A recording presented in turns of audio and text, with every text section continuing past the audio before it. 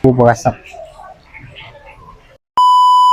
Halo guys, assalamualaikum. Jumpa lagi dengan saya Rizal. Oke, hari ini saya nak share resepi tom yam cendawan campur tauge. Alright. Bahan-bahan kita ada cendawan, kemudian kita ada tauge,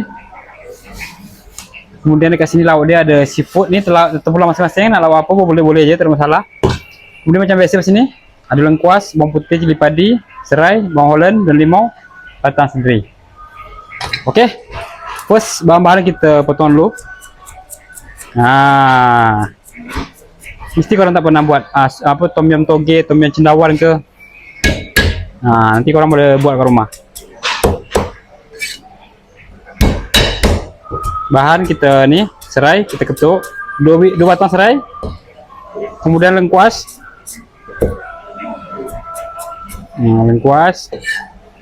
kemudian bawang putih,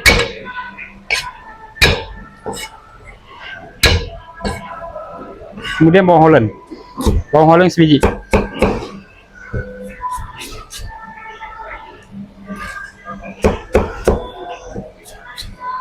Okey, kemudian tomato sebiji.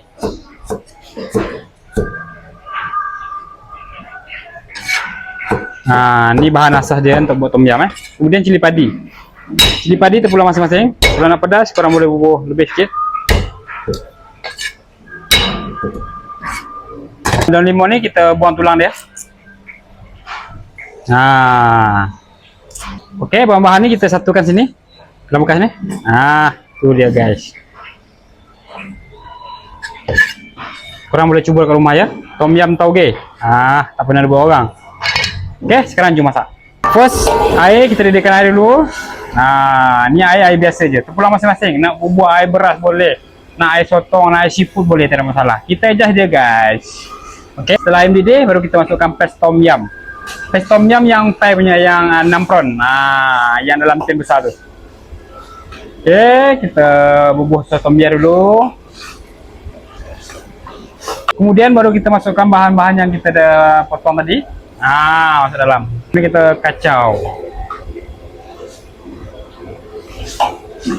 Okey, untuk perasa dia. Okey guys, untuk perasa dia, perasa boleh kita adjust masing-masing. Saya sini taruh kicap sotong, gula, ajinomoto, garam sikit. Ini boleh adjust masing-masing. Kalau tawar boleh tambah garam. Kalau tak cukup manis boleh tambah apa ni? Gula.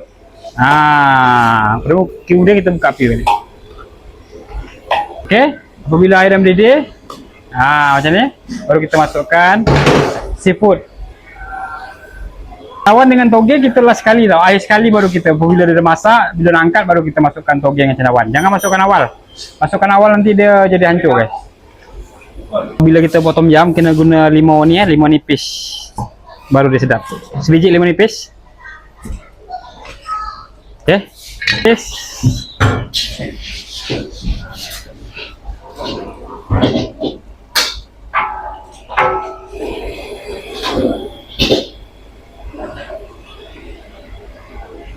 Okay guys, apabila dah masak baru kita masukkan tauge. Kemudian cendawan ni kita dah basuh, dah rendam dengan air.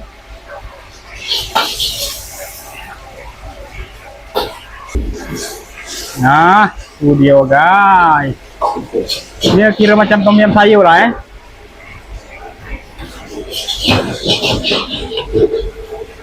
Bila dah masak baru kita masukkan susu cair.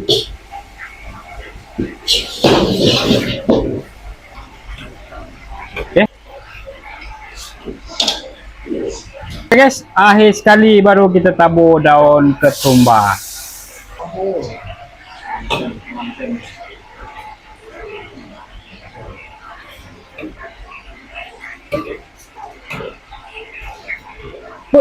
Mantap nih guys. Alright, boleh kita hidang guys.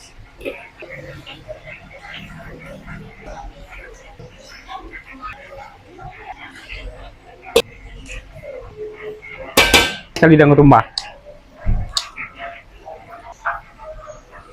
Berasap cendawan, tauge, semua ada.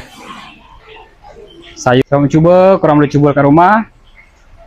Jangan lupa follow, like, komen, subscribe Bye bye. Assalamualaikum.